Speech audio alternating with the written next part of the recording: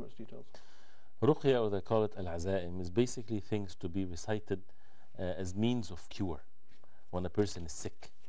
And we know that cure for diseases can be either physical, like taking medicines and so on, and there's also the non-physical means, which refers to the wahy or dua, Quran or Sunnah of the Prophet ﷺ, or dua in general, and it has an effect by the will of Allah subhanahu wa ta'ala.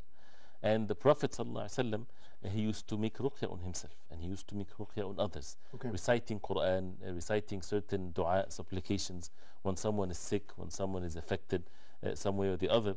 So this is part of the truth, and it has an effect by the will of Allah subhanahu wa ta'ala. But the subject of ruqyah, sometimes people might fall into what is not permissible if they would call upon other than Allah subhanahu wa ta'ala. If they would seek help from the jinn, for example. Reciting acts of or words of kufr, disbelief, seeking help from other than Allah subhanahu wa ta'ala, or saying things that is basically giving their allegiance to the jinn or to the shayateen or the devils and so on. So a person has to be aware of these things. Sheikh, is that, if I just put it into modern day language, is that what we consider to be black magic? Black magic, or ruqyah with not necessarily implementing magic on a person, but even resolving or trying to relieve a person from black magic by calling upon other than Allah subhanahu wa ta'ala. I think they call that white magic. Right, it's all not permissible. It's all evil things.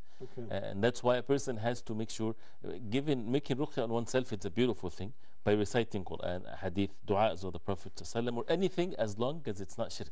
The Prophet ﷺ made it so clear to the companions radiallahu anhum. He said, "I'rudu alayya ruqakum." Present to me your ruqa. What do you say when you're trying to cure somebody with making dua and so on? And then he said to them, "Urqu ma lam yakun shirkan." Make ruqyah as long as it's not shirk. So this is the condition that would make the ruqyah permissible, and it's a good thing as long as there's no words that means calling upon other than Allah subhanahu wa ta'ala or relying on other than Allah.